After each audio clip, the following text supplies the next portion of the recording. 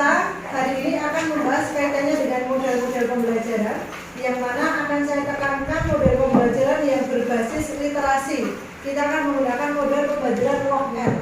Jadi LOG-N ini model pembelajaran yang mana ada sintaknya. Yang pertama itu literasi, L-nya itu literasi, O-nya itu adalah observasi, kemudian K-nya itu kolaborasi, R-nya itu refleksi.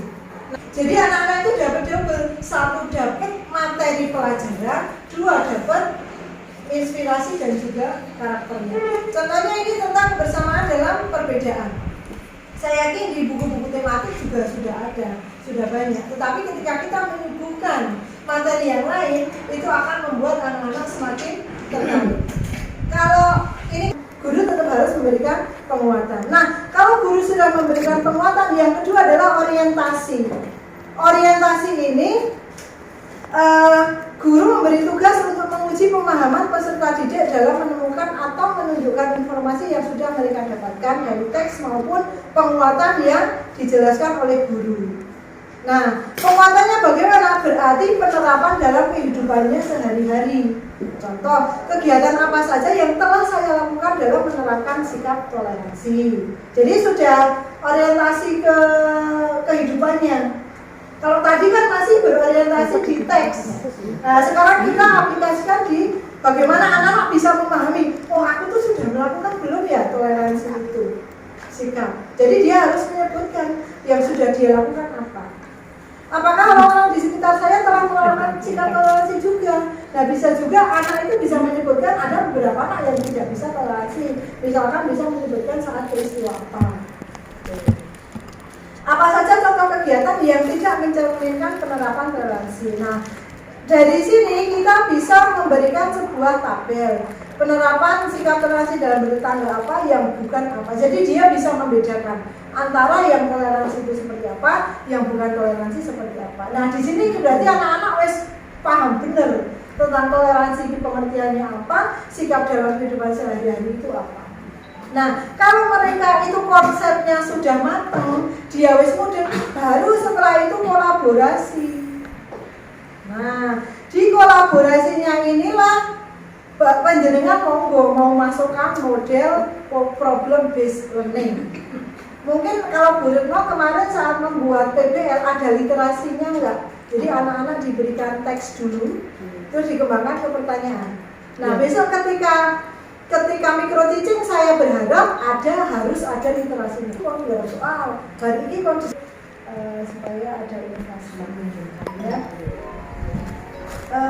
Ini jadi anak-anak bisa berkelompok berkeliling mengunjungi masing-masing kelompok, kemudian bertanya atau memberi pandangan atau saling memberi saran seperti kalau kita kakak gitulah. Bapak itu sudah ada. Nah, setelah itu hasil tanggapan tiap kelompok ditulis di kertas post-it dan ditempelkan pada hari ini. Nah, kalau sudah begitu, kan presentasi guru memberi penguatan lagi, baru refleksi. Nah, refleksinya ini seperti biasalah, saya mengidentifikasi sikap penerapan di luar rumah sudah bisa gitu. Oh, saya sudah bisa. Kalau dia tinggal nyentang-nyentang aja refleksinya berkaitan dengan materi yang kita berikan. Refleksinya seperti itu. Model kegiatan penutup ya biasalah kita menyimpulkan, memberi penguatan, memberi motivasi, menyampaikan materi yang akan kita berikan. Nah, terus apa lembar penilaiannya kita pakai apa?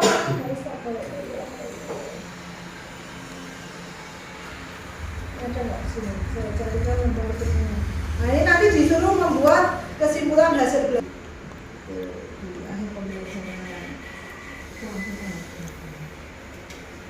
Nah, ini contoh kesimpulan yang diharapkan seperti ini. Sekarang saya bukakan contoh ini model A-nya apa?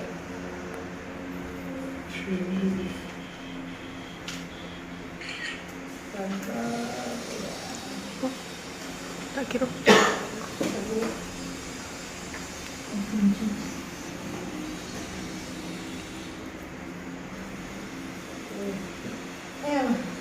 ketika disuruh mencari persamaan atau ketika disuruh mencari tadi sikap-sikap toleransi di rumah atau peristiwa yang bukan sikap toleransi itu apa?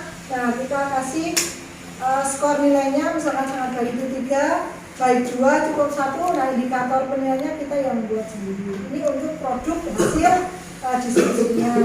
Kemudian untuk proses diskusinya, misalkan bagaimana kerjasamanya, percaya dirinya, bernalar kritisnya, itu bagaimana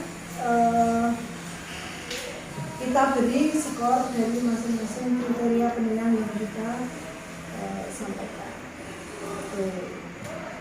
Seperti itu. Sebenarnya saya yakin Bapak Ibu sudah melaksanakan. Nah, yang saya harapkan besok saat pembelajaran, saat micro teaching juga selalu dengan literasi. Ada teks, kalau bisa buatan sendiri, kalau tidak bisa monggo mencari cerpen-cerpen yang inspiratif yang sesuai dengan materi yang kita berikan. Cari aja cerpen inspiratif tentang toleransi di Google, nanti muncul. Kalau bakernya, bisa tokohnya, bisa amanatnya, kan lebih lengkap itu. Maksudnya menyeluruh, bisa masuk kemana-mana. Ke IPS bisa masuk, ke PKN bisa masuk, bahasa Indonesia bisa masuk. Itu PKN pasang. Bahasa Indonesia. Bahasa Indonesia tapi terus ke PKN. Moral apa itu? Pesan Malah lebih lengkap. Bebas misalnya bahasa Indonesia. Kita bisa menerapkan diferensialnya. Jadi dongengnya ditampilkan, kemudian baru tanya jawabnya lewat dongeng. Setelah itu dicarikan sumber lain untuk didiskusikan dongeng yang lain, yaitu dari buku perpustakaan ada buku dongeng gitu. Nah, di situ satu dongeng kemudian dibahas karakter tokohnya dan suruh menceritakan di depan kelompok.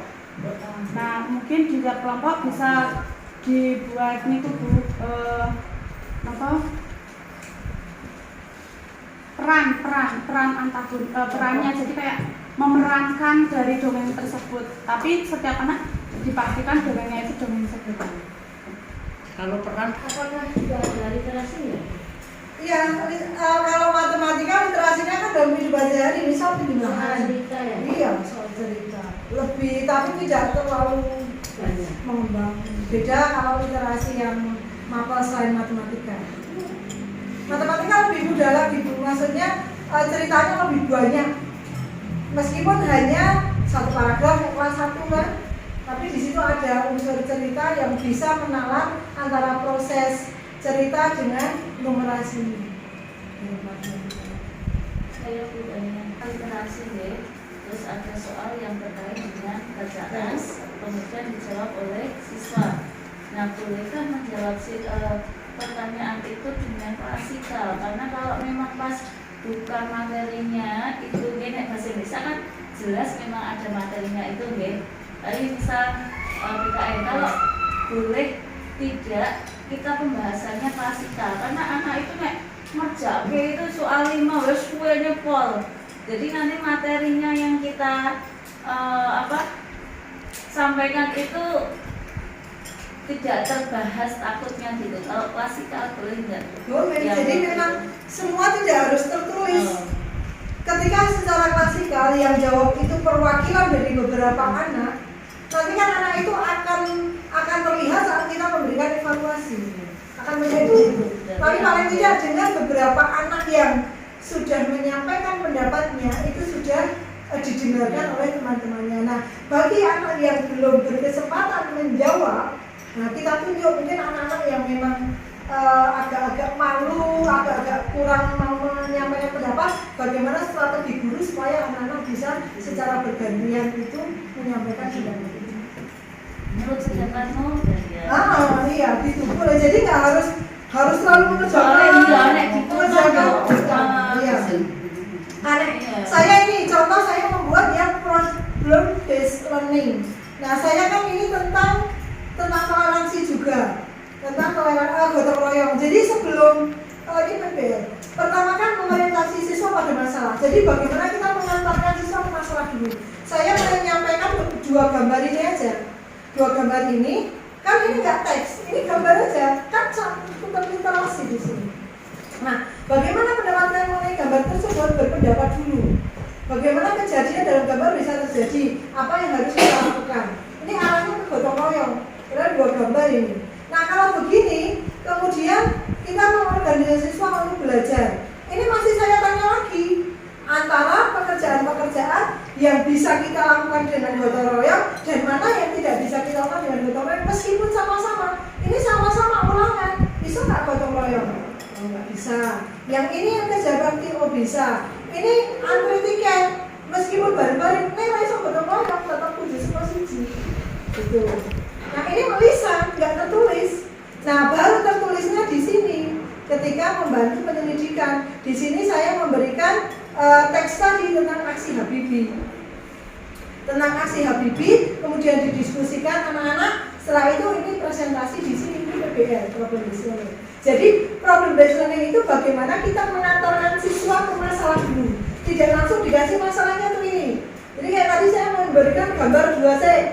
Oh iya, gambar itu bisa terjadi karena bisa faktor alam, bisa faktor manusia. Dan menyelesaikan gimana? Ya harus gotong royong, sendiri kan nggak bisa. 2, masih lagi diidentifikasi mana pekerjaan yang bisa digotong royong dan mana yang tidak. Akhirnya mereka kan semakin paham tentang gotong royong itu. Nah, nek wis paham, baru mereka kita kasih teks. Nah, kita kasih teks yang mana teks itu dikembangkan menjadi beberapa pertanyaan, kemudian dibahaskan. Baik Bapak Ibu, hari ini kita sudah membahas meskipun kurang tuntas karena waktu yang terbatas tentang model pembelajaran log R. Saya berharap besok Bapak Ibu ketika mikro teaching yang sudah ditunjuk 4 orang, Bu Retno, Bu Giati, Pak Arif, dan Bu Fas, itu log R yang diintegrasikan dengan PBL, PJBL, Discovery Learning, dan Individual Learning.